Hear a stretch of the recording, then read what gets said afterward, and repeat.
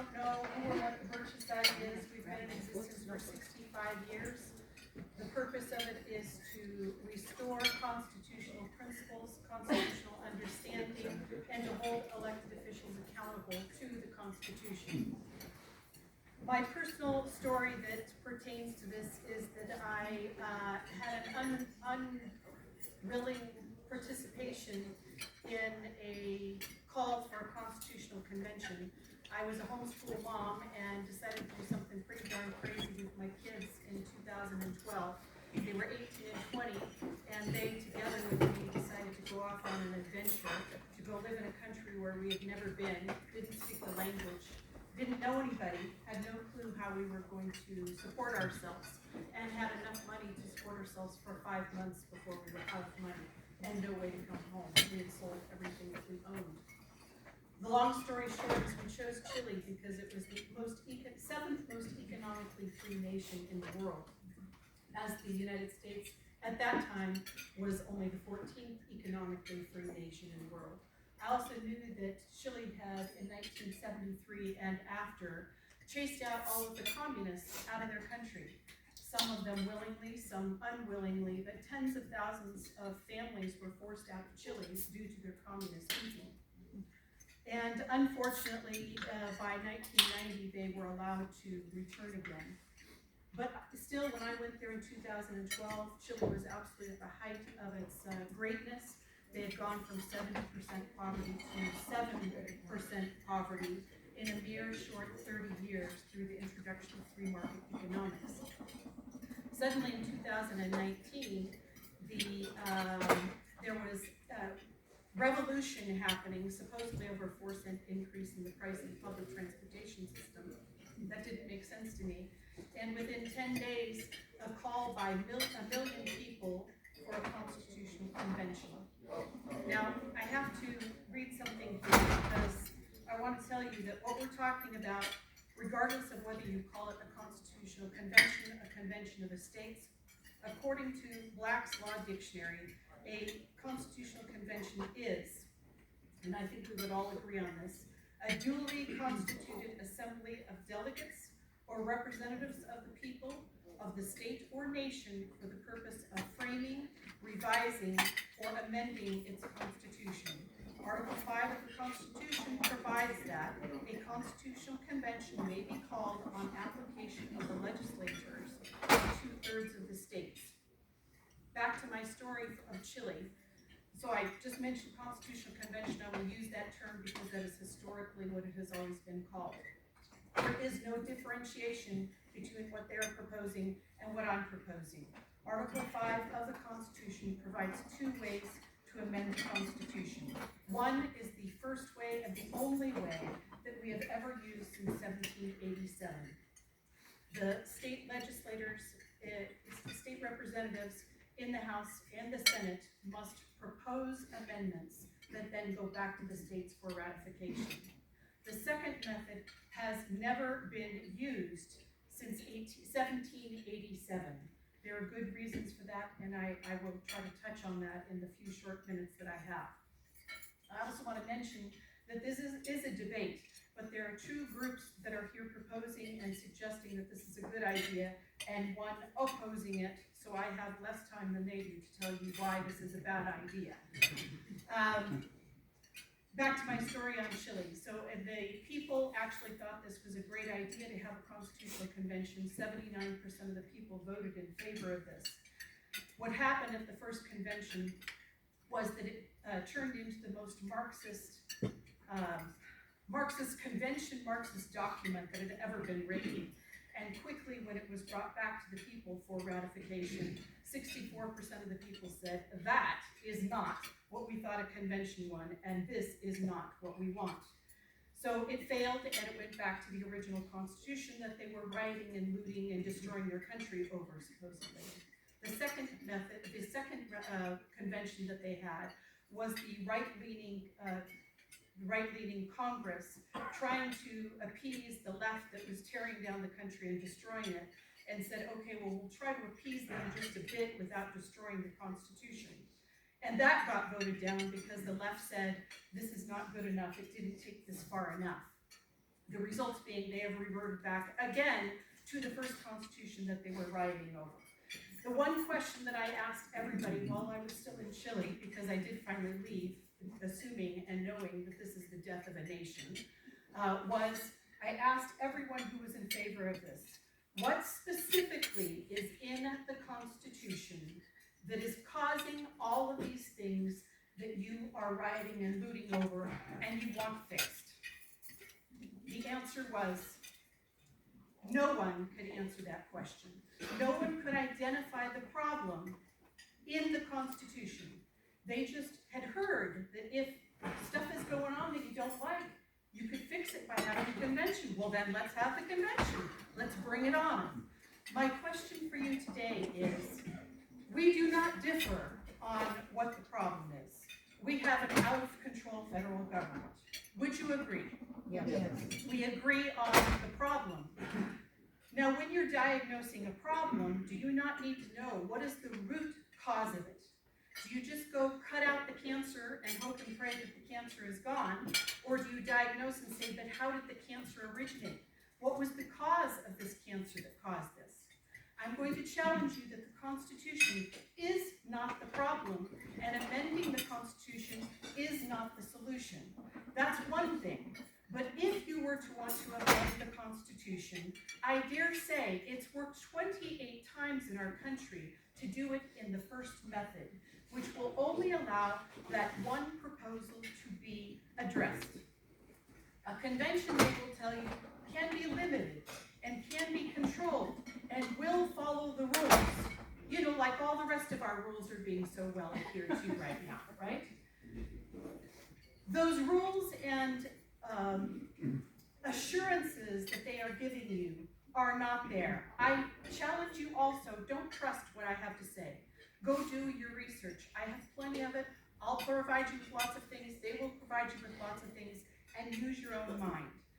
I tend not to go into Supreme Court decisions this and Supreme Court decisions that. I'm appealing to your common sense. This is Wyoming. I love Wyoming. Why? Because you're simple, hardworking ranchers, farmers, people, and you know what? You're the last of the breed with common sense. I am appealing to your common sense. Address the root cause of the problem and seek a solution that will fix the root cause of the problem.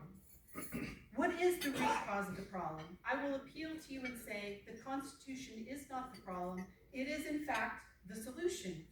The Constitution was written by the states.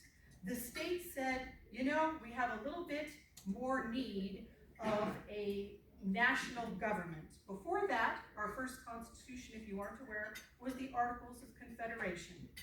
The Articles of Confederation was not quite doing its job. You couldn't raise money for armies, for example. And so there was a call for a convention based on the Articles of Confederation. The Articles of Confederation stated that the one rule that they had was that if any proposals were made to amend or revise the Constitution, it had to be unanimous consent by all 13 states to agree to amend the Articles of Confederation. What actually happened in 1787 was the delegates were sent there with their, and I'm forgetting the term, we were trying to think of it beforehand, with their commissions. There you go. I knew if I gave them enough time it would come. They were sent with their commissions to revise the Articles of Confederation. When they got there were several who brought the Virginia plan and the Kentucky plan, and they started to look at it and say, you know, we really could make this a whole lot better. If we let's just take a look if we were to write a whole new Constitution. Some of the delegates there said, whoa, wait a minute. No, I was sent here only to amend the Articles of Confederation. I don't have the authority to go rewriting a new Constitution. I'm out of here, I'm going home, because that wasn't what I was sent here to do. So now they faced a little bit of a problem. They knew they couldn't get unanimous consent for any of this. I would say, thankfully, they did rewrite our Constitution. And the way that they got around their commissions is that they appealed to the highest power. Who is the highest power in the land? God, people. We, the people. So they said, you know what? We know we're going to go outside our authority. We were not granted the authority or sent here to rewrite our Constitution. But if we are to do this, we must appeal to the highest power in the land. We must appeal to we the people. That was what the Federalist Papers were all about. It was the Constitutionalists appealing to the people and selling them on these ideas. Whereas the Anti-Federalists said, hey man, this goes too far. You're giving them powers you shouldn't be giving them. We're not so much in favor of this. This is what the debate was going on then. So the only precedent we have of a convention in order to pose amendments to the Constitution was the Articles of Confederation, was the 1787 Convention. They will tell you we've had lots of conventions. We have never had since 1787 a national convention for the purpose of proposing amendments to the national government or the federal government. This has not happened. Why is it that that has not happened? Because those that are willing to dive deep and listen to our founding fathers will recognize that they warned us that a second convention would not be a good idea. I have the quote of Madison here somewhere, but I have so many piles of papers here I can hardly think through all of this. But James Madison himself said he would tremble at the thought of a second convention. The safer mode would be to address one issue and one amendment.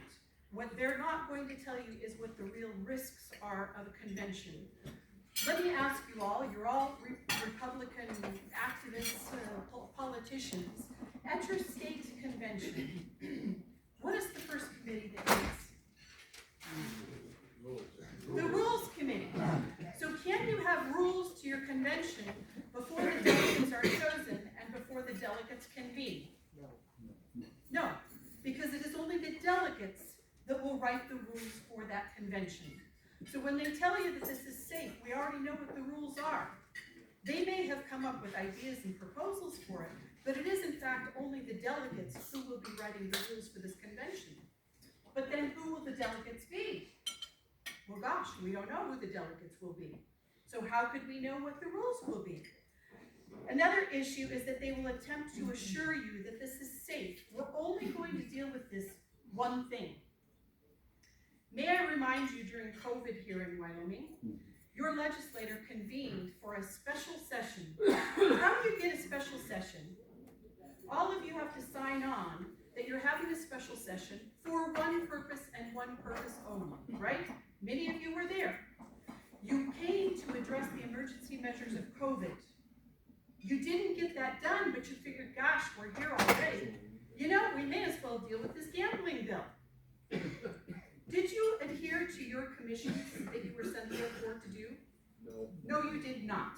So may I remind you that even here in Wyoming, you can't stick to your one topic that you were sent there to do, and it ran away, if you want to call it that. Now, this addressing the issue of the runaway convention. A runaway convention, the reason why some people say this, I don't like to use that term because I don't really think that it did run away. I do think that they went outside the boundaries of their commissions that they were sent there to do. But again, they appealed by the Declaration of Independence. James Madison tells us himself. In the Declaration of Independence, it says, to secure these rights, governments are instituted among men, deriving their just powers from the consent of the governed, that whenever any form of government becomes destructive to these ends, it is the right of the people to alter or abolish it, and to institute new government. And later says, it is their right, it is their duty to throw off such government. That is the power that we, the people, have. You are being assured, no, you are the highest power, you are the state legislators. And yet we, the people, actually are the proper authorities of this, and we have the right to overthrow it. Now, I also would like to tell you that when they say that no, only one amendment can be dealt with. Article 5 says, the Congress, when 2/3 of both houses shall deem it necessary, shall propose amendments to this Constitution. So Congress can do it, as it always has, or on the application of the legislators of 2/3 of the several states shall call a convention for proposing amendments. They actually don't call. You can and may apply for a convention to Congress. are you circumventing Congress by applying to them for a convention? Good question, right? But I wanted to point out that this is for proposing amendments, plural. Does that mean a convention can be limited to one topic? If it's amendments, is it a limited convention or is it a general convention? Where in the Constitution does it say that you can limit a constitutional convention? Are you at your state convention? Is that a limited convention? Or can everything be discussed? The danger in all of this is what could be brought up and who will be there at the convention. Now let me tell you, I have lived outside this country a total of 17 years. I have a pretty good perspective on America and Americans, which I kind of think you can only get from being on the outside looking in. I feel that the great Achilles heel of Americans is that we are good people. And I say Achilles heel because good people assume that other people are good people. Do you think that there are people in the United States that we live amongst, not so many in Wyoming, that we live amongst, that hate America and would love to see the destruction of our Constitution? Absolutely. Would you say that it's pretty well 50%? Again, maybe not in Wyoming, but nationwide, it's pretty well 50% of people who would love to see the destruction of this country. What is the best way you take down a country? Through its supreme law of the land. This isn't the first time it's done. When I started to see this happening in Chile, I had very many friends from Venezuela in Chile. Why? They lost their country. They had to go to another country to survive. And I asked them, do you know what's going on? And they said, absolutely, Leah, this is exactly how it started in Venezuela. It was over the price of a bus system that started the revolution that changed Venezuela.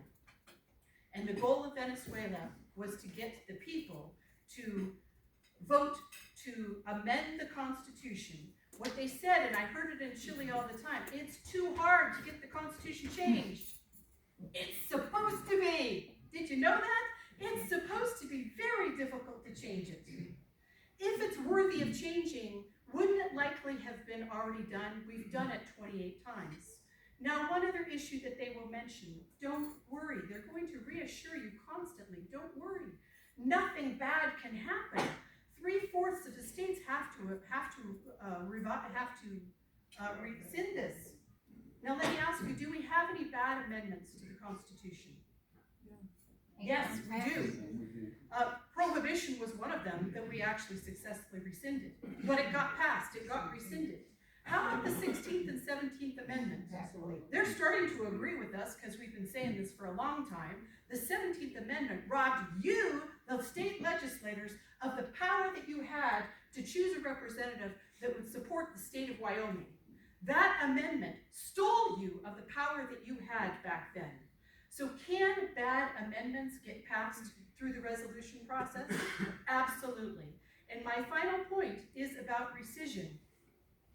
The rescission requirements of the Articles of Confederation was that 100% of the states, at that time 13 states, had to agree to amending the Constitution. But wait a minute, Rhode Island didn't even show up. They said, hey, this is crazy, you can't do that. And other delegates, I believe some from New York, said, we don't have the authority to do this, we're out of here. So they knew at the convention they couldn't get 100% to agree to changing the Constitution. So they changed the rescission process to only 3/4 of the states.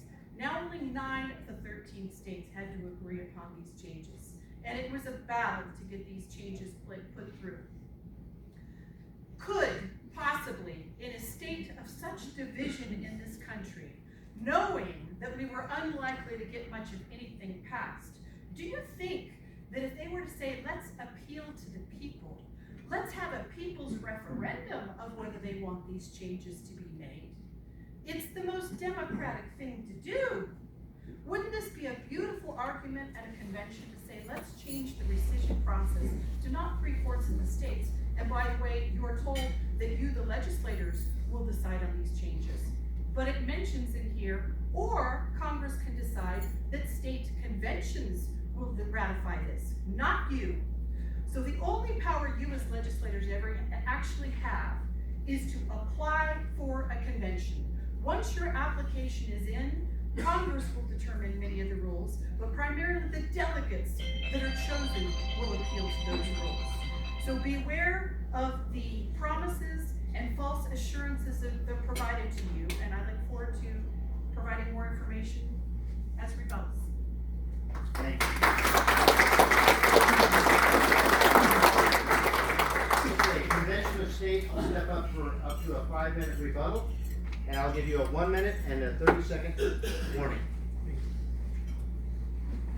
I want to give you just, my name is Mike Farris. I want to give you just a little bit of tour of the material that we've handed out. One is my resume.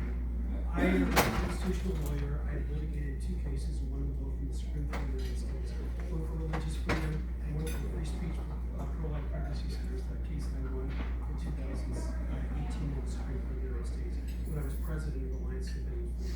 Our legal team wrote the law in Mississippi that ended up in the Dobbs case. My legal team was the legal team alongside co-counsel. I led the team that reversed Roe versus Wade. I have written, and you have in front of you, the definitive answer on the history of the adoption of the Constitution of the United States, answering the defamation that you just heard. The defamation that our Constitution was illegally adopted. It's just not true. The fanciful conversations that she has concocted about what was said at the Constitutional Convention. Go read the records of the Constitutional Convention. Those conversations never happened. They never happened. Why? Because she's got it all wrong. In my formal speech, I'll give you more of the details. Well, let me just, I don't have time in my formal speech to talk about the ratification process. She's calling it the rescission process. Sorry, I used the wrong one. It's the ratification Yes. process. She doesn't know the history, she doesn't know the terminology. But the reality is that the Constitutional Convention in Philadelphia in 1787 passed 2 documents, not one. They passed the Constitution, and they passed a recommendation for changing the process for ratification. Where did it go? It went to Congress. What did they do? Congress unanimously approved the method of the new ratification method. Where did it go? Did it go to the ratification conventions then? No, it went to the state legislatures. All 13 state legislatures, including Rhode Island, voted to approve the new ratification process. So rather than running away and running off to the ratification process, as she's described it, she's missed the true history, the full history of what's going on. And the real history that she's missed, and you have the document in front of you, is the history of the John Birch Society. The John Birch Society stood before the Wyoming legislature in 1959 and told you we need the Liberty Amendment. It was a good amendment. And the Liberty Amendment repealed the 16th Amendment, did other good things.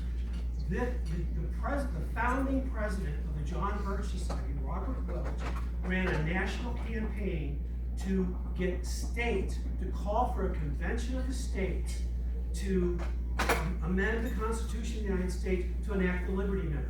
What was the first state that followed the John Birch Society and agreed to call for a convention of the states? It was Wyoming. Your legislature was the first one. Back in 1959, and you've got the resolution in front of you, the John Birch Society was here telling you what I'm telling you. The revisionists that have taken over the John Birch Society lie about the history of how we got the Constitution, defame the Constitution, because if you say the Constitution was illegally adopted, you're saying it's illegal. If we're going to follow the law, we should still be under the Articles of Confederation. They're not telling you the truth about the convention in 1787. They're not telling you the truth about the ratification process, and they're not telling you the truth of the John Birch Society, because it was the John Birch Society that got you to pass a resolution in 1959. And they are revisionists, undermining their own history of their own organization. They can't explain to you how they reverted against the decisions of their own founder, Robert Welch, and for that matter, their second president, Larry McDonald. Finally, for this brief time, the Black's Law Dictionary definition that she gave, a constitutional convention It's three kinds of conventions. You can write a whole constitution, you can revise a constitution, or you can amend a constitution. It doesn't mean you can do all three just because it's in Black's Law Dictionary. Black's Law Dictionary doesn't give you a law, it gives you a general definition of words. The law is that if you call a convention, it's for the purpose of amending the convention. What's its purpose?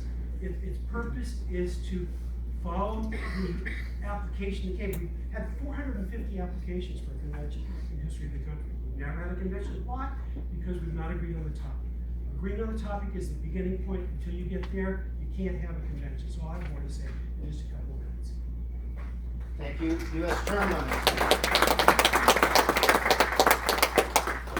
U.S. term limits. All right.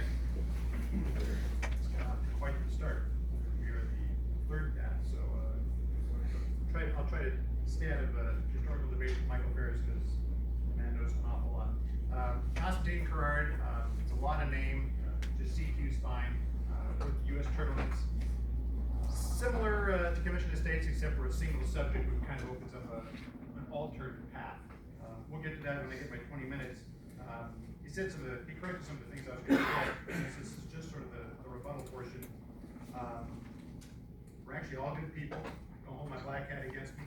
I am a good person. I'm here for good reasons. And I see some black hats in the crowd, so I'm not the only one. There is a school of thought that says do nothing. Just write angry emails to Congress. Let Congress fix it. It's only $38 trillion in debt. It's just this imperial Congress that runs over our lives and doesn't care about us. So that is an option. Doing nothing is always going to be an option. But you're in the House Freedom Caucus, so you probably don't think doing nothing is an option. Some of you aren't in the House Freedom Caucus, but you're sitting in this room, so you probably don't think doing nothing is an option. The question then is, okay, well, what can we do?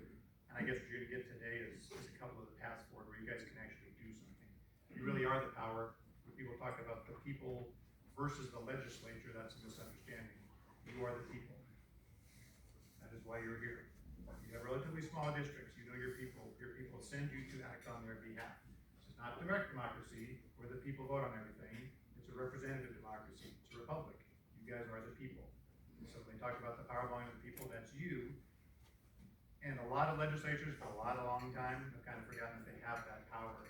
Forgot how they had to use it. And I think the founders would be kind of bummed out that they gave you all this power and you let all this happen. Not personally, but legislatures around this country have let a lot of stuff happen in this country when they could have stepped up and stopped it. So I'm not in the do nothing caucus, and I would assume neither of you are. I always point out that when they talk about the three types of constitutional conventions where you rewrite, you revise, or you amend.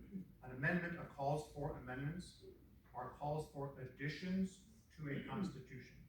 They are not calls for subtractions to the constitution.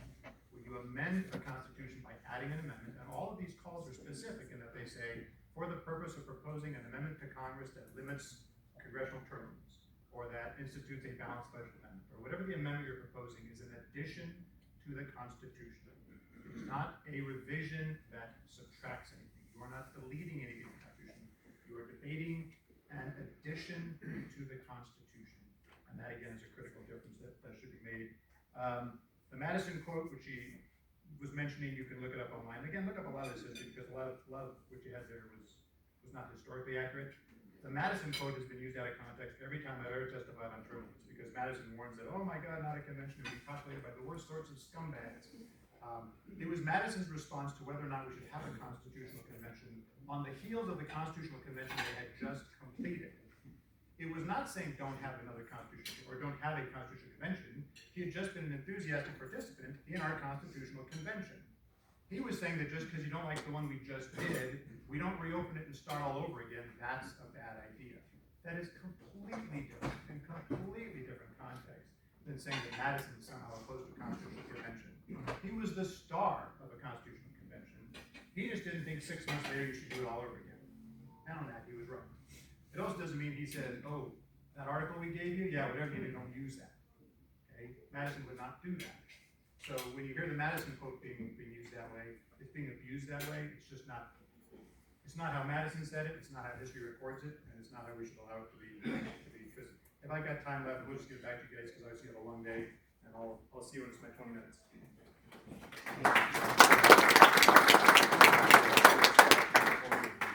Okay. So that way we can Yeah, that's great. have a new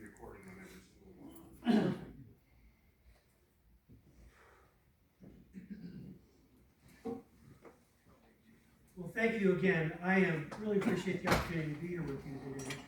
Everybody here expresses love for the Constitution of the United States. And I'm pretty sure, however, that I'm the only one that's ever taught constitutional law at the collegiate level or any other formal kind of setting, because I did at Patrick Henry College for 17 years, an institution that I founded. In all my classes, I started by telling the students that I believe in constitutional originalism. That is, the Constitution should be interpreted by its original public meaning, as opposed to the living Constitution, which means that it can mean whatever left-leaning judges want it to be. And I think that my track record as a professor, as a law professor, is pretty good. Not only did my moot court teams win 12 national championships and 1 world championship, 6 of my students have clerked for the Supreme Court of the United States for Justice Alito, Justice Thomas, and the Chief Justice. One of my former students, who's the Solicitor General of West Virginia currently, won a major Supreme Court victory of the case of West Virginia versus the EPA, which was a strong step in the right direction, eliminating the dominance of the bureaucracy. If you know anything about coal, it's a very important decision. My student won that case. I offer this background for 2 points that I believe may be helpful today. First, the fact that I'm training students who clerk for Alito and Thomas and are winning major Supreme Court cases that are for originalist kind of thinking should tell you I really am a constitutional originalist. And secondly, I hope it tells you that I believe in getting stuff done. I just don't go around opposing things, or writing blogs. I get stuff done. And I hope and I believe this group should agree with me on those 2 things. That we're originalists and we like getting stuff done. So on that point, what I've done as a constitutional lawyer, professor, and scholar, a lot of my work has been to tear down legal myths that are detrimental to freedom, morality, and the sovereignty of our country. On the sovereignty point, I was personally the leading opponent of adopting the UN Convention on the Rights of the Child. The reason we don't have it today, HSLDA, which I was the president of, Homeschooling Legal Defense Association, killed that treaty. And I was the leading opponent of the UN Convention on the Rights of Persons with Disabilities. We killed it. How did we kill it? We argued successfully. Americans should make the law for America. We do not want international law governing the domestic policies of the United States. I argued and I won. I was the leading expert witness in the U.S. Senate on that question. The myth that was being advanced is that these treaties didn't apply to the United States. That was a lie, and I proved it was a lie, and we won the argument. Another myth that I've successfully defeated was that parents have neither the skill nor the right to homeschool their children. I was the founder of the Homeschooling Legal Defense Association, and through scholarship, activism, and frankly, out-lawyering the other side, but most of all, through the blessing of Almighty God, this anti-parent myth is defeated, and homeschooling freedom prevails nationwide. My goal for you today is to make the case that the Wyoming legislature should use its constitutional authority. You have authority from the Constitution itself, from the founders, to stop the abuse of federal power in a manner endorsed by both the founders of the country and the founder of the John Birch Society. All agree with me that you should use your Article 5 power to stop the abuse of federal power. Now, I intend to prove that the myths you've heard today about the Article 5 process are both false and dangerous. And let me show you why. Well, for better or for worse, I'm the guy who dreamed up the Convention of States project. It started on my Facebook page about 12 years ago. I wrote a series of articles there and arguing for this effort to solve the problems of a runaway federal government. Here's a snapshot of the problems I was trying to solve. First, the federal government takes too much of our money in taxes, spends too much of our money on projects that are unwise, unconstitutional, and this results in a debt that's so massive that it poses an existential crisis to our nation. Our great-grandchildren, I have 31 of those, I have 31 grandchildren. I have 1 great-grandchild. Our grandchildren, our great-grandchildren face a future that is so heavily mortgaged, it's reprehensible and utterly shameful. According to Article 1, Section 1 of the Constitution, this is the second problem, all laws are supposed to be made by elected representatives of the people. There are 50 books of laws passed by Congress. There are 250 books of laws passed by the agencies, like the EPA and so on. We have 5 times as much law That's not been done by following Article 1, Section 1 of the Constitution of the United States. Congress says it's delegating its authority to the agencies. No, they're not. Well, that's sort of true. What they're really doing is giving away the right of the people to throw the rascals out if we don't like the law. That's what a Republican form of government means, and they are violating a Republican form of government every day. The third point I was trying to solve is that Washington, D.C. is rigged in favor of Washington, D.C. If you let Washington, D.C. decide how much power Washington, D.C. should have, it's always going to have more power. The states are given the authority to stop all this. And my contention is, you ought to use your authority to stop it. You're like the parents, you let your kids get away with murder. It's time to stand up and give your child at least a spanking, if not take away their credit card and much more. The simple truth is this: the more federal power increases, the less our freedom exists, the less our property is safe. And we have got to stop this abuse of power by the only way that is written into the text of the Constitution. Now, Washington, D.C. will never solve the problem. Politics will never solve the problem alone. Why? Because people alone won't solve the problem. You need structure. You need things like, if there was an amendment that said you had to have a 2/3 majority to pass a tax increase in Congress, that would be binding. It would work. It would be harder to pass tax increases. You have to have a 2/3 majority to pass a bill regulating, things within the states. That'd be harder. Structural powers matter. If you have a single subject rule, that would matter. That would stop things that are going on that are wrong. Politics can't solve everything. Politics are good. I've done my part in that share, but we have got to follow the rule. No power should go unchecked in this country. That's why we have federalism.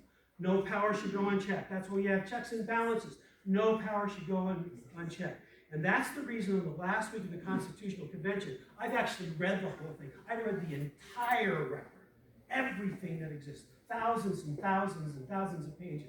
And I spent hundreds and hundreds of hours writing that article that's in front of you now. They said, George Mason said, the reason that Article 5 reads the way it does is, he said, someday this government's going to abuse its power. And when that comes, Congress will never reduce its own power and propose an amendment. So if Congress alone can propose amendments, you'll never get an amendment to the Constitution reducing federal power. It just won't happen. Look at human nature. America may be good people, but we're all sinners. And this government was written on the Christian principles of America, and the Christian principles of America is all men are sinners, and we can't give anybody too much power. Why? Because all men are sinners. And the reason that Article 5 is written the way it is because all men are sinners. You can't give anybody too much power, and the states, not Congress, should decide how much power the federal government should have. How do you do that? You do that through this Article 5 process. Now, 19 conservative states have passed the Convention of States project that I drafted. We are asking for term limits on federal officials, fiscal restraints to be imposed on the power of the federal government. It's bigger than a balanced budget. It's a balanced budget plus tax limitations plus spending limitations. And other reductions of federal power, such as get rid of the Federal Department of Education, such as get the Commerce Clause construed correctly, such as stopping the fact that 198 out of 200 treaties this country enters into are signed by the president alone. They're not sent to the Senate for ratification. We got to stop stuff like that because they're using loopholes in the Constitution to get around that kind of nonsense. Now, I would assume that if some kind of political magic could be given, and when we had final constitutional amendments before you to do some of this stuff, and they were well written, you guys would pass them over. It's the process that you got to be concerned about, and I'm going to answer some of the process questions. Now, I want to point out to you, the left, pretty good list of the left out there that hates us. I go in state legislatures all over the country. The John Birch Society representative sits next to the Common Cause representative, and they sing off the same song sheet every state. They're telling the same things. They have different motives. The John Birch Society really does believe in this runaway nonsense. But the left hates us because they know that we're the biggest threat to the big government utopian dreams that they have, and they hate our guts as a result of it. And so that's why they're trying to stop us. But I'm going to deal with the myths. The first myth is the one that I consider to be reprehensible, that the Constitution was illegally adopted. It's like saying, I'm a Bible-believing Christian, but I don't believe the Bible is really the Word of God. It's just a bunch of stories written by men. Now, it's good stories. I like the stories. They're wonderful stories, but it was just stories written by men. It wasn't really the Word of God. It's that level of incongruity that you're hearing from them today. I'm going to give you a full version of the story, but you got the really full version in your hands.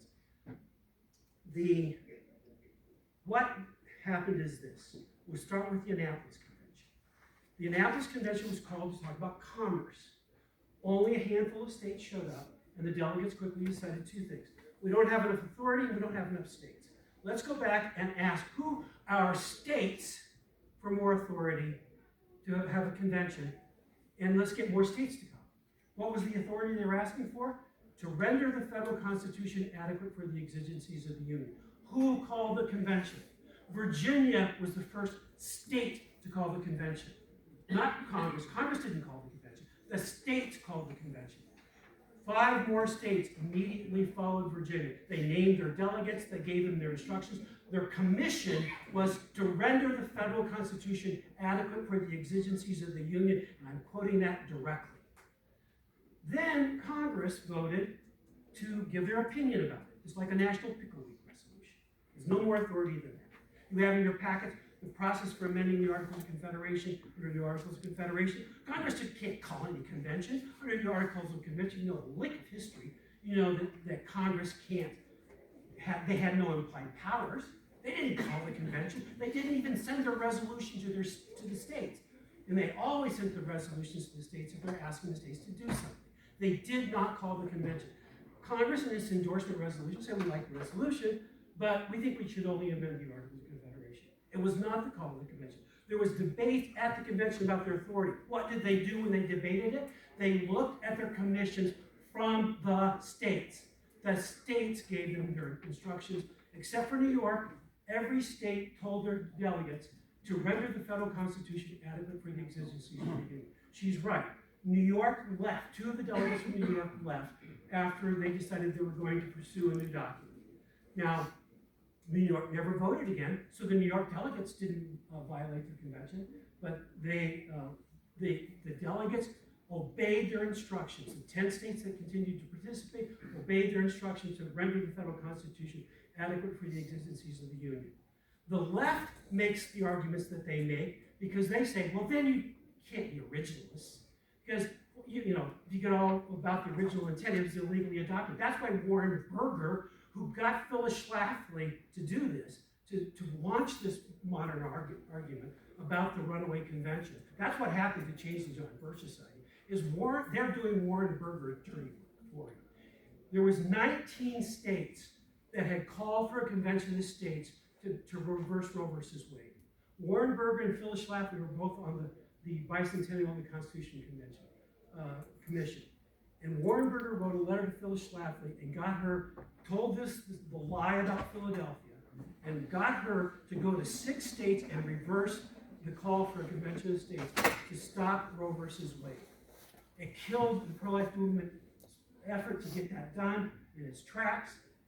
We've had 29 million abortions between the time Warren Burger wrote his letter and when our legal team helped reverse Roe versus Wade in Dobbs. The John Birch Society has the blood of those millions of babies on their hands because they spread Warren Burger's lie and got 6 states to reverse their call for a convention of the states. We could have reversed Roe versus Wade decades ago. Millions of babies. The blood is on their hands. When we started the Convention of States project, the national debt was $16 trillion. It's $36 trillion as of today. $20 trillion is on their backs. They have told everybody, it's dangerous. Well, which is more dangerous? Their fanciful ideas that this is going to be a runaway? It's nonsense. Listen to her own Chile story. What did she say? First of all, the people called for a constitutional convention. They didn't use the process. So this is an extra legal thing to begin with. But guess what happened? It was defeated.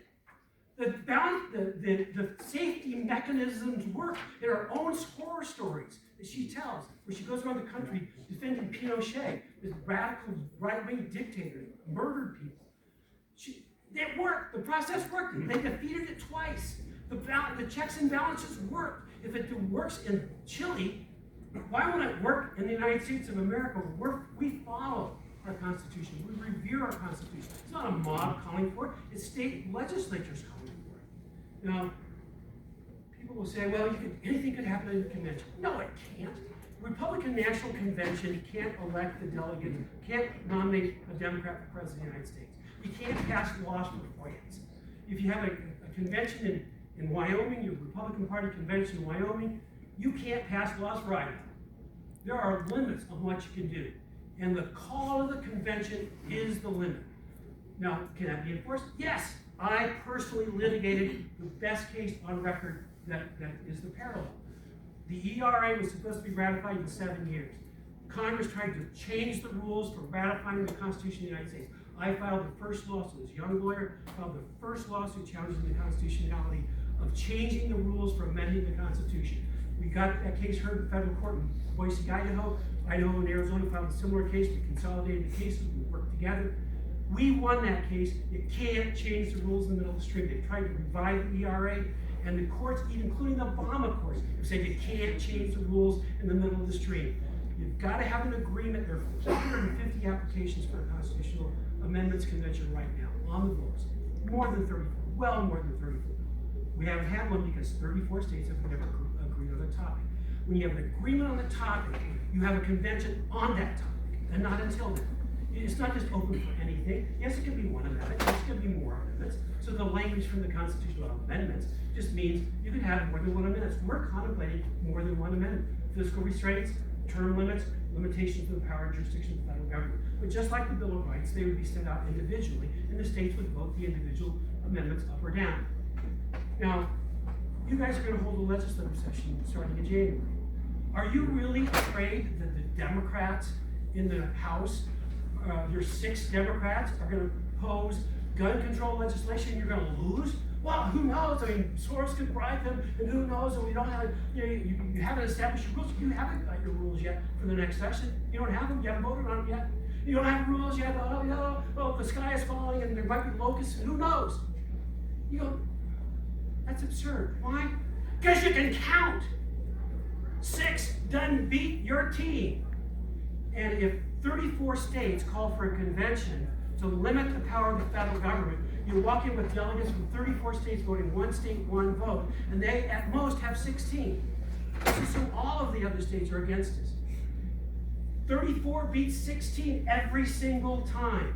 I don't care what crazy things you think might happen. 34 beats 16 every single time. You may not get everything you want, but you can stop anything crazy. Why? Because we can count.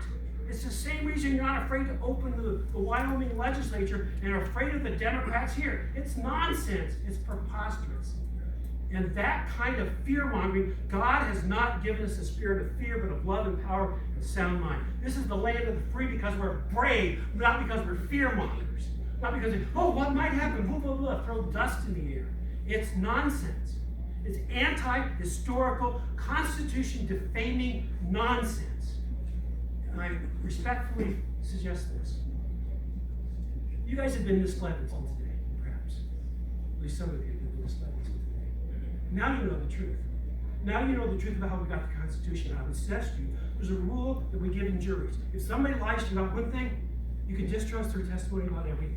If they lie to you about the Constitution of the United States, you can distrust everything else they say to you. Because nothing is more precious than the integrity of the Constitution of the United States. Now you know the truth. You have the authority and the moral responsibility. The trillions of dollars of debt are on your back at this point in time. If you let it go forward and don't address the debt that this country is facing and the runaway federal power, the responsibility is on your backs now. Don't listen to the fear-mongers. Be the land of the free, the home of the brave. Use the Constitution. Do what the founder of the John Birch Society said to do, for heaven's sakes. Let's get some limitations on federal power that are structural in nature, and let's bring this nonsense to a freedom-loving end. God bless you. Thank you for your time.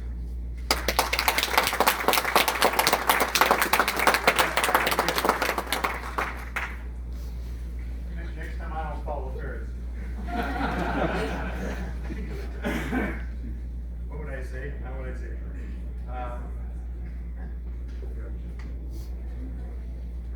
don't necessarily have a lot from a rebuttal standpoint on that. There's statements and all that.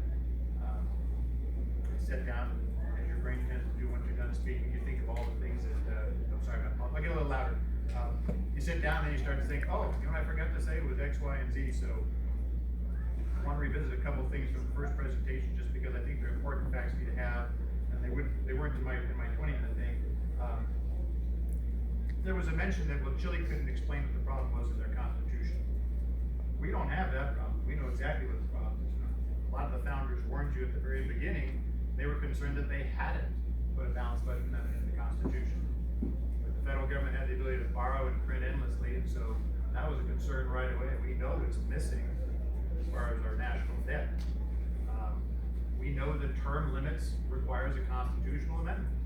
We know this because as states, we tried to pass term limits at the state level.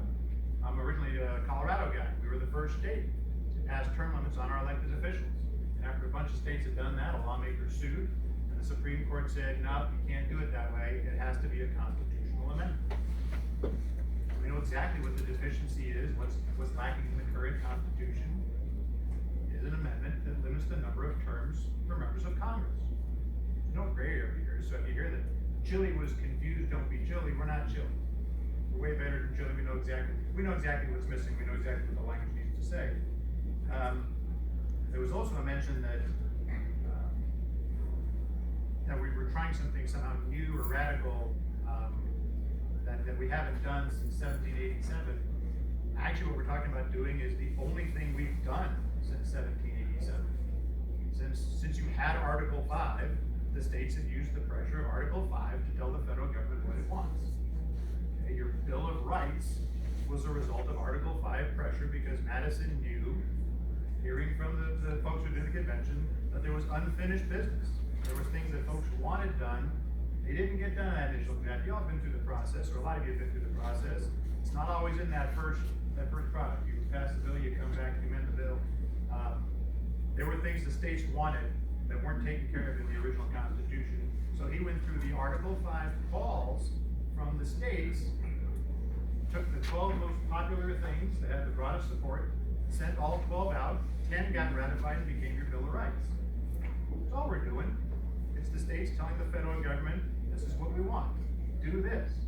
If you don't do this, we will. We've been doing this since 1787. So we're not talking about doing something new or dramatic or dangerous. They gave us an instruction manual in the Constitution. We're just following that. So those are the only things that I wanted to add from before. I'll save the rest for my 20 minutes. And again, yield back the balance of my time. I think that's how it's done.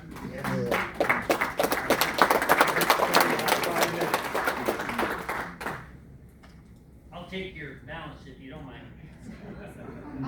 I want to really reiterate one of the first things that was said is that house divided against itself cannot stand. And we do not want this issue to be divisive amongst us. We all have a job to do. We can have differing opinions. I have a lot of people that I admire that are on the other side of the fence. Alan West, I got to meet him, talk to him a little bit. Mark Levin, great people, great minds. They're just wrong. You as new legislators, and there's not a lot of new legislators in here, get this sudden urge to do something. I get emails every day from a lot of you saying, what about this, what about this, we can do this. That's good. I don't want to put a dampen on the enthusiasm. I just want you to know that it's hard to get something done. And sometimes in our fervor to just do something is, we want to be a doer, one who gets things done. We just heard about that. We end up doing something that isn't necessarily attacking the problem at hand. There's a bit of a misdiagnosis here in my mind. And Dalton, my buddy back there, he had a problem not too long ago where every time he broke wind, it went on back. And it was pretty embarrassing. He didn't know what to do. So he called a bunch of specialists, and the specialists got together and they argued about what body part to remove and what to poke and what to prod and all those things. And it kind of scared him. So Dalton calls up John Winter there because he knows John Winter's got a lot of practical sense. And he called John, he says, can I talk to you about my problem? And sure, John says, sure, you just tried it. Said, well, when I break wind, I go Honda. John says, oh, you got a bad tooth. Haven't you heard that an abscess makes the fart go Honda? The point is a misdiagnosis. The Constitution is not the problem. The Constitution is the answer. We are living that here in this room. We heard there were 6 Democrats. How many of you believe there were 6 Democrats in the House just last year? Okay, 5 of them would admit they were Democrats. But we know the real count was more like 36 to 26. And what happened? You look back at Wyoming over the last 6 years, and we had 4 conservatives, 5 conservatives in the House. Now look at it. We're pushing 40, folks. That's Wyoming's term limits. Sitting right back there, that's Cyrus Westman's term limit. It works both ways. I just looked up and saw Sarah, and it breaks my heart. That's how the game is played. We have all the tools that we need. The problem is not the Constitution. The problem is an apathetic, ignorant voter population. But what's been happening in Wyoming for the last 10 years? A virtual revolution, and you guys, every one of you, are living proof of that. You're the answer. We have the answer. We set an example here in Wyoming. We set an example to the United States. We don't take the risks. I happen to believe in the risks that are mentioned there. And I'm not going to resort to personal attacks and say somebody's lying and all the other whatever that comes out here. When we get done with this debate, I'm going to have to go sit down with Jacob and work on a bill. We got to work together. He may be on the other side, but we got to lay that out. And it does not help when you use inflammatory terminology and you degrade other people. Now, I don't have a big, long resume with all these degrees on it. I'm a cabinet maker. I even got the thumb to prove it. I do. It's in my desk drawer. Folks, it's really simple. We have the answer. We here in Wyoming, you in this room, are that. We can change everything. Let's do it.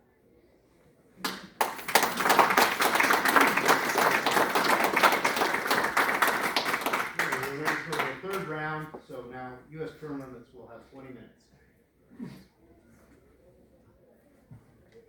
going to be a real letdown after the first.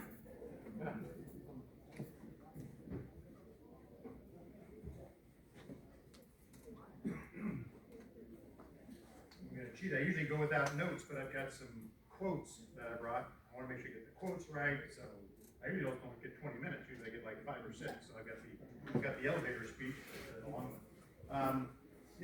We hear it a lot. The Constitution is the answer. So whatever you do, please, dear God, don't use the Constitution.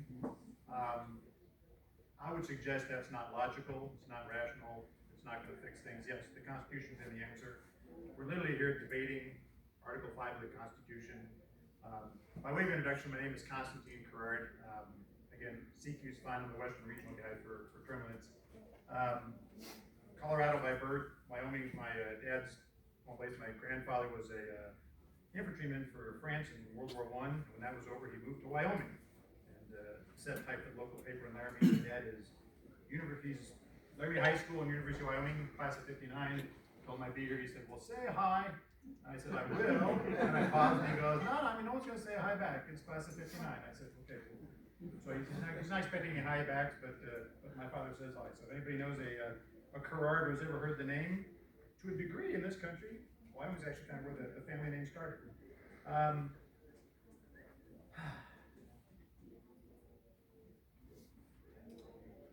just going to focus on term limits now because that's kind of my sole thing. You guys have heard a lot of passionate debate about the process, the legality, all that sort of stuff. Dealing specifically with term limits, Congress was never supposed to be a career. It was not supposed to be a full-time job.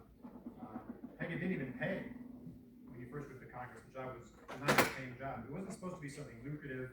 Now it has become incredibly lucrative.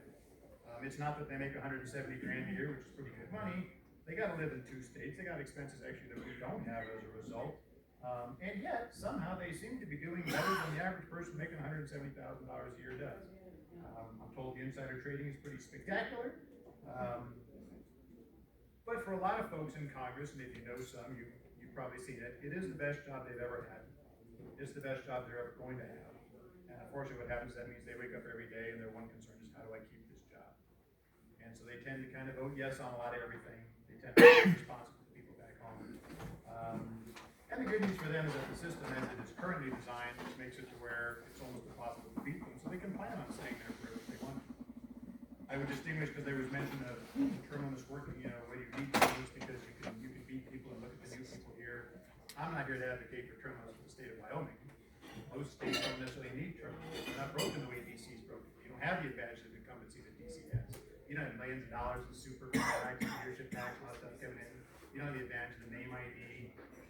You're not campaigning across a district with 890,000 voters, where you need those kind of resources to communicate.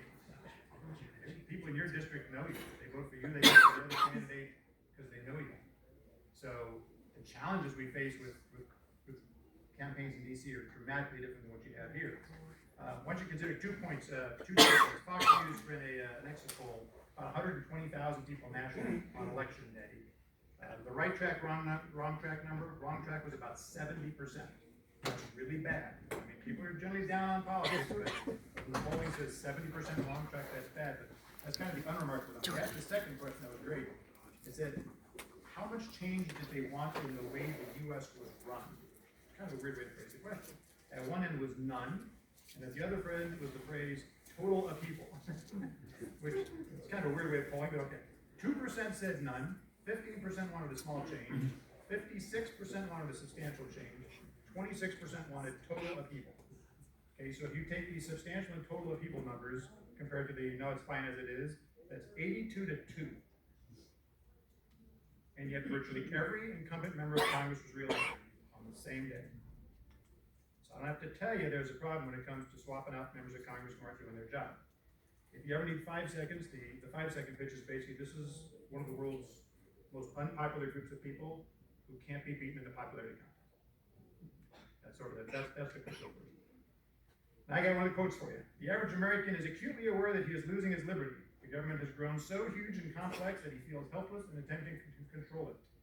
Amen to that. Congress is the problem. Congress is broken beyond repair. You can blame the constituents, blame the people with their hands out, blame the lobbyists, blame the bureaucrats, blame whatever you want to do.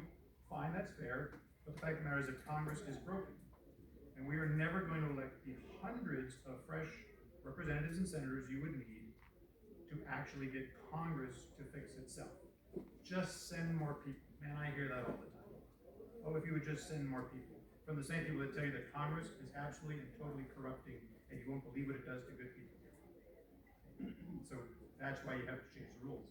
Got another quote. It says, going about it piecemeal, abolishing a welfare program here, a regulation there, and restoring a few freedoms along the way would take forever. That is also true. Wouldn't it be great if there was a way to fix these problems permanently? Let's restore the concept of public service.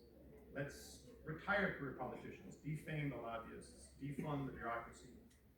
The answer, as we all know, is in the Constitution. Here's another quote. There is, however, a much faster and simpler way of reducing the size and power of government and restoring individual liberties. Amend the Constitution to reinstate the constitutionally limited government envisioned by our founding fathers. We've heard the history, and so I'm going to skip some of this, which is good because you get back all the time I can. But basically, Article 5 was originally drafted where Congress would propose amendments and the states would ratify. And before the debate was concluded, founders said, well, hang on, what if Congress is the problem? Congress would never send out an amendment to limit its own power. So before they ratified the Constitution, they made Article 5 to where the states, the people, the legislatures, you all, as the supreme power, were the only people who could both propose and ratify amendments. Because the federal government works for us, or it used to. It should again.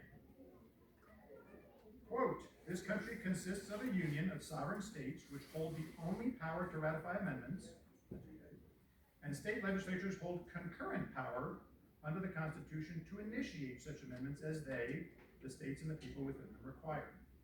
So you are the highest power, you are the people. Congress is the problem, Congress will not reform itself. It's kind of obvious where I'm going. You can tell. Congress gave you all the power. I think the founders gave you the power.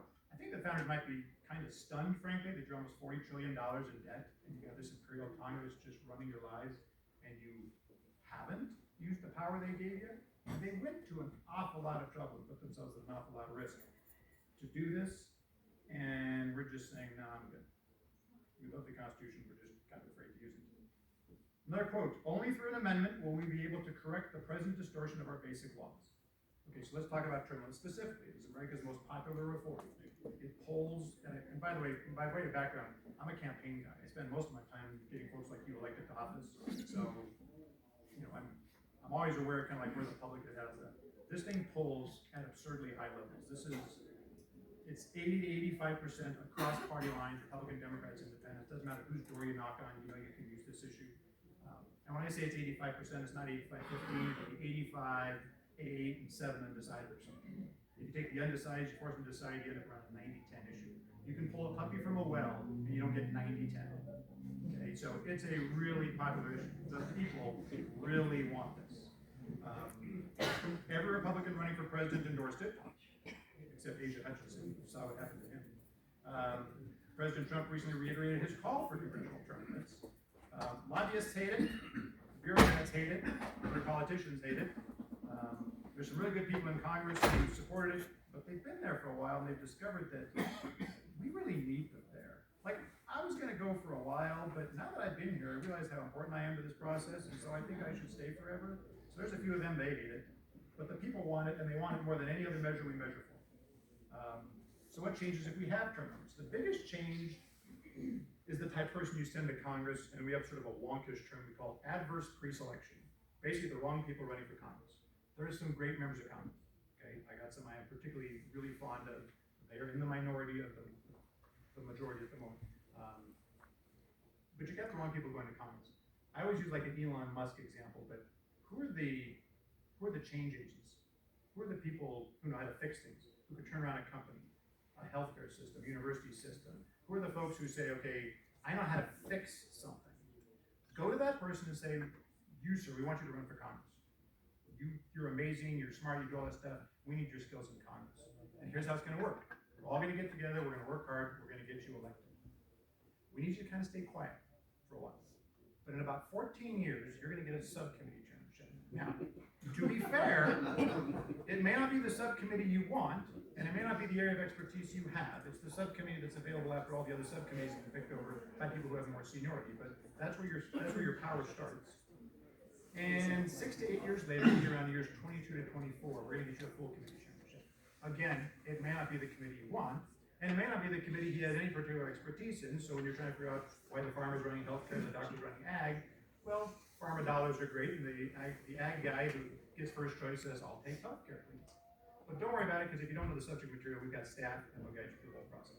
He's never gonna run for Congress. I'm a doer, I'm a fixer.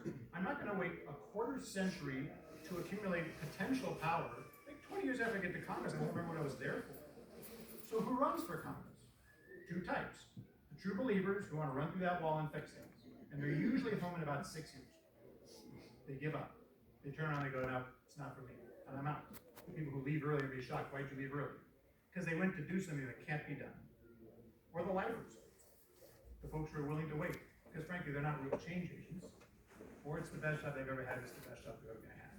So you go back to a system where, and I'm not here to propose, by the way, we don't propose specific limits, because people get so wrapped around the axle of what that number should be, they lose track of it.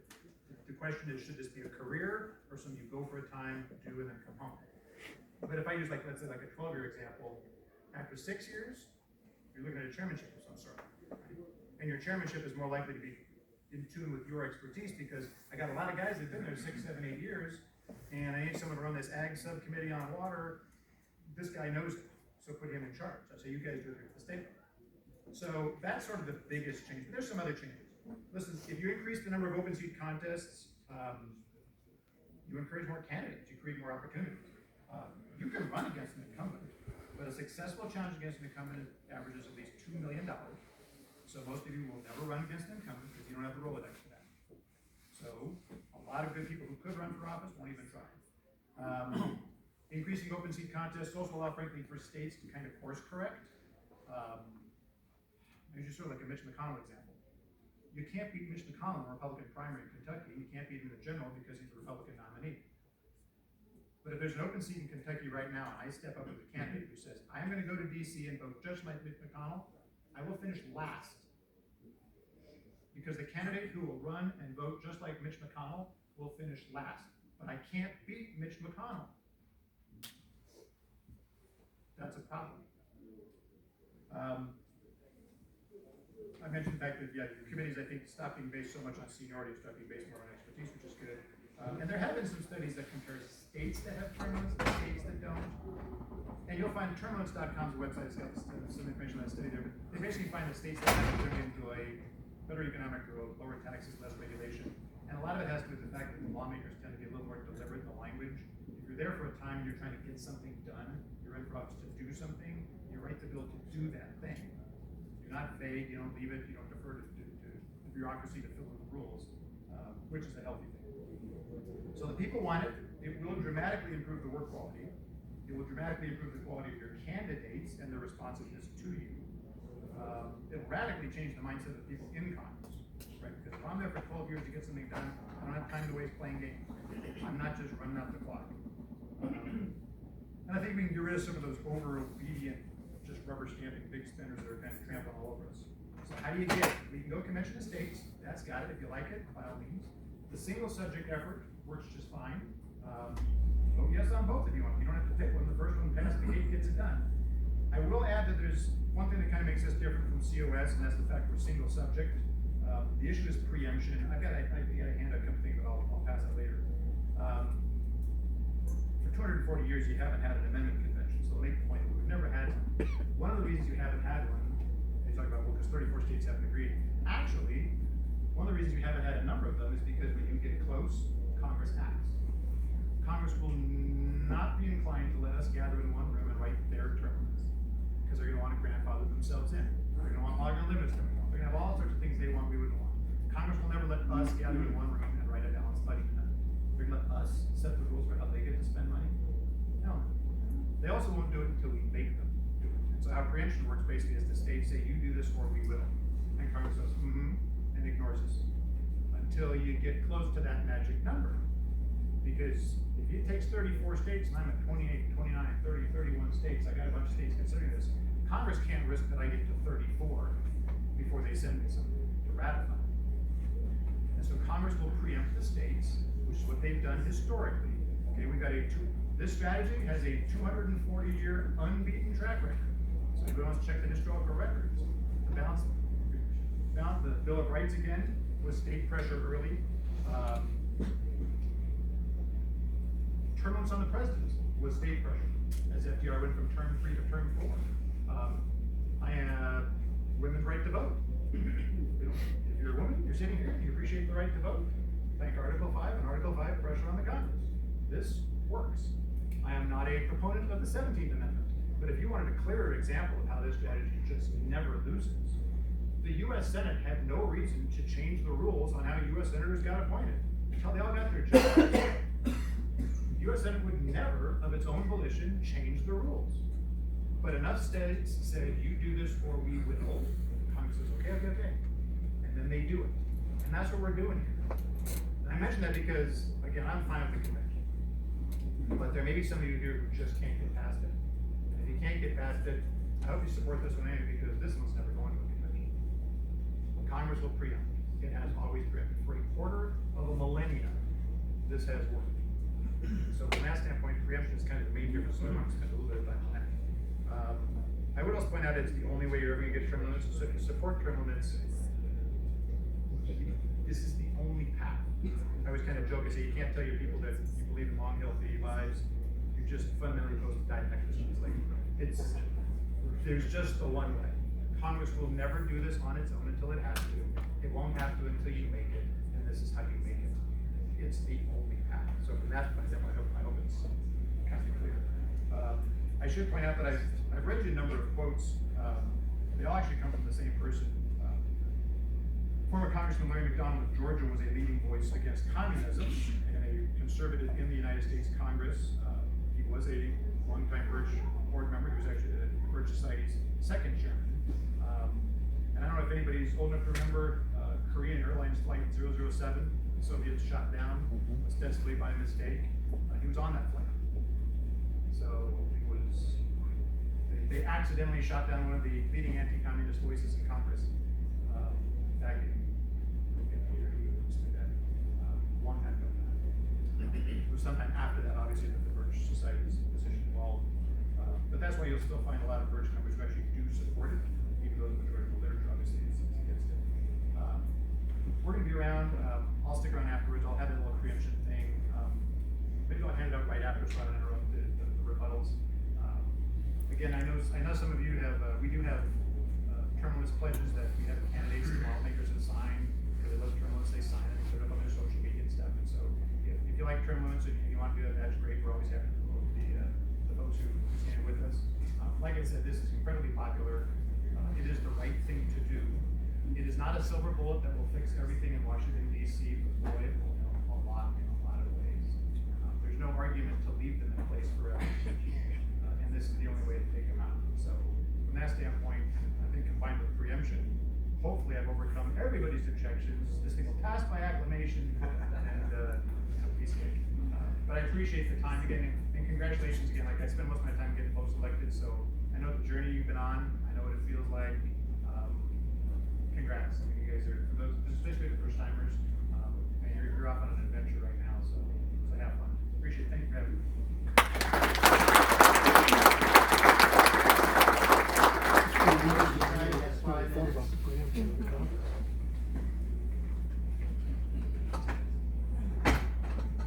They're both in favor of convention. I'm only opposed, but I'll do my best in 5 minutes. He mentioned that they always preempt this, that you could make Congress afraid. Did you know that the balanced budget amendment came to 32 applications for it? They only needed 34. Did Congress act that they suddenly said, oh, we're so scared of you states, we're going to implement the balanced budget? No, they did not. So this, using it will make Congress fearful of you, and they will behave if we just have enough applications, is playing with fire. I want to remind you that the Constitution already limits the federal government. That is its entire purpose, is to limit the federal government. So there is nothing that doesn't already exist in the Constitution that would not hold them accountable. Because he was the last speaker, I am not a constitutional attorney. I'm a simple homeschool mom, okay? So I will let you listen to the wisdom of our founding fathers, because I'm nowhere near as smart as them. Alexander Hamilton said on term limits, nothing appears more plausible at first sight, nor more ill-founded upon close inspection on term limits. John Adams said, there is no right clearer and few or more importance than that the people should be at liberty to choose the ablest and best men. Term limits would take away the rights of the voters to support the people that they think are ablest and best. Remember that unintended consequences of something that appears plausible at first sight. Sam Adams said, our country will stand in need of its experienced patriots to prevent its ruins. Is there an advantage to having experienced legislators in DC that are good? I know they're rare. I know they're only 1 or 2%. But are we willing to throw out the good ones with the bad ones by imposing term limits upon them? Roger Sherman talked about as long as a man behaves himself well, he is never turned out of office. We must hold them accountable to behaving well. We, the voters, are to hold them accountable. Gouverneur Morris said, it's tended to destroy the great motive to good behavior, the hope of being rewarded by reappointment. It is their behavior that we are to be judging them on. Sadly, the average voter has no clue what their representatives are doing, not you here in Wyoming, and especially not in DC, that's so far away from them. But who's actually doing something about it? We at the Birch Society have something called the Freedom Index. I have it there laying on me, and I have more on a table there. We actually reveal, we actually educate the voters on your scores. And you here in Wyoming also. Some of you got elected because we revealed the bad scores of the people that you were running against. And many of you have been awarded by me personally or by our members with 100% certificate in front of your constituents, of which I made sure of, that they knew that you were the kind of people that we need to continue to support. We are out there awarding good behavior and punishing bad behavior. That is what you should do for term limits. You know we actually have term limits. It's called an election. Every 2 years, our U.S. House of Representatives, we have a chance to throw out the bumps. Samuel Adams said, frequent elections of the people. The Articles of Confederation had term limits, and yet the Founding Fathers debated and made sure that it was not in our current Constitution. Frequent elections of the people. They may indeed be deceived by their choice. They sometimes are. But the evil is not incurable. The remedy is always near. They will feel their mistakes and correct them. May I use Wyoming as the example? You chose Liz Cheney. I'm sorry, many of you probably did not. But Wyoming chose Liz Cheney. You saw the evil that she committed, that she did not support the people of Wyoming, and you corrected that with one of our 100% legislators, Harriet Hagman. You did that. You corrected that error. You don't have to wait for term limits. You can kick them out anytime. The most important issue on term limits is the fact you know what lame duck session is. Lame duck session, we're currently in it. That means they've been elected out, but they're still in office to cause trouble. If you have term limits, that means that every House representative knows that they have 2 more years of which they are no longer accountable to the voters, but they are still in office and can cause trouble for 2 years. Wait a minute, what about senators? Oh, holy smokes. That means you put them into a 6-year term limit. This debate is not about what amendments to have. It is about whether we should have a convention or not. Amend all that you want. Do not take the risk of Thank you, convention. Thank you. Convention of State.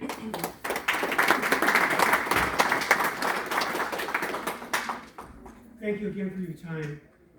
A couple of quick preliminaries. First of all, Leah perfectly appropriately for our debater said that what you're going to hear from us is not true. Well, the assurances that we will give you about the safety of the convention, she said it's not true. I got up and said the history she gave you about how the Constitution was adopted was not true. It's not a personal attack to say that what the other side told you is not true. You just got to set the record straight. Leah's a great lady. She's done a lot of good things. Her heart's in the right place. I just think she's wrong about these things. So those aren't personal attacks. It's just we're pointing out what the other side said was not true. Now, quickly about preemption. I think CQ is right that preemption normally is the case, and I think on term limits, that's very likely to happen. You get to 30, 34 states, or 30, 31 states for a term limits application, you're likely to see something coming from Congress. I think Leah is right when she said it didn't come from the balanced budget amendment, because a change that's big enough, they won't do it. They just won't do it. Ours is that big change. Ours is bigger than a balanced budget, because we will say tax limitations, spending limitations, we're going to fix the Commerce Clause, we're going to get rid of the Department of Education, we're going to say it can only have 9 Supreme Court justices, and so on. Ours is big enough. They won't try to, they can't preempt it because we're covering more ground than any single subject can do. So I think preemption is probably true for term limits, but I don't think it's true always. Now, I'm going to address, with the last time I have, the question of, is the Constitution a problem? There's a big book that I didn't carry today because it's too heavy and I'm 74 years old. I just can't carry stuff, especially when I'm flying across the country. It's called The Constitution of the United States. That's the name of the book. And it's put out by the U.S. government printing press. What it is the Constitution with all the court decisions interpreted. You've got the Constitution as written and you've got the Constitution as interpreted. Many of the amendments were fixing Supreme Court interpretations. The 11th Amendment fixed a Supreme Court interpretation about suing the states. The 13th Amendment was there to fix a Supreme Court interpretation called Dred Scott. 14th Amendment falls in that same category. 15th Amendment, pretty much the same category. Minor versus Happersett was a case trying to give women the right to vote under the Equal Protection Clause, which they should have had. Wyoming got that right historically, early, but, you know, it should have been done by the 14th Amendment. Supreme Court got it wrong, 19th Amendment corrected that. So we often have used the amending process to correct the Constitution as interpreted. The General Welfare Clause was meant to be a limitation on government spending, not a blank check. Why did it become a blank check? Is because the Supreme Court did an interpretation of that in the Butler case. Who murdered our debt? The Butler did it. And it was the Supreme Court that did it. We need to correct that interpretation. And so the constitutional amendment process for correcting either gaps, like the number of justices on the Supreme Court is not fixed. Congress can change it anytime they want. And I guarantee you the next time Democrats have the House, the Senate, and the presidency, they're going to increase it. They're going to jam the court. They will do it. And you want to know a threat to the Second Amendment? That's the threat. The DC versus Heller case was decided 5-4. The Supreme Court gets packed by the Democrats. Very realistic. That could happen. And then the Second Amendment was interpreted to be only for the militia, not for a personal right. That was what the 4 justices said. Your Second Amendment rights are gone overnight. And how can you fix it? The only way to fix it is the Article 5 Convention of the States process. And so if you want to fix the problems of the Supreme Court's interpretation of the Constitution, and some of the gaps, like number of Supreme Court justices and a balanced budget rule, then the Convention of the States process is there. The 38 states have to ratify. Even in Chile, they had to ratify. And they used the old rules to ratify. And it failed. The bad stuff failed because they used the rules to ratify. They can't pass stuff in that's crazy. It's hard. It is right. It's supposed to be hard. Getting to 34 states is hard. Getting to 38 states, even harder. It's hard. It's supposed to be hard. But crazy stuff can't happen. Good stuff, it's hard. Crazy stuff just can't get through it. Why? We don't count. And if we're afraid of our own shadows and afraid of using the power the founders gave you, then we're just too afraid. Thank you for your time. Thank you for your service to the people of Wyoming.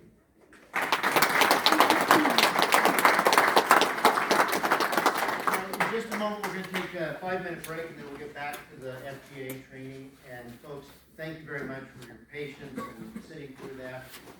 We often get a lot of pressure during the session to listen to these points of view, and now you've gotten them at a time when you can really spend some time focusing on it. We really appreciate that.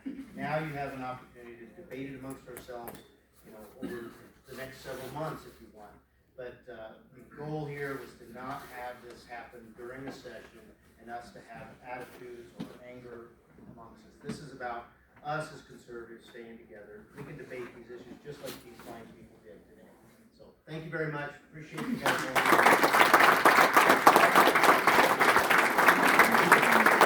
I can't turn this off. Okay. You should have put your card on every desk and table. In fact, you can do that now. You should pass cards out.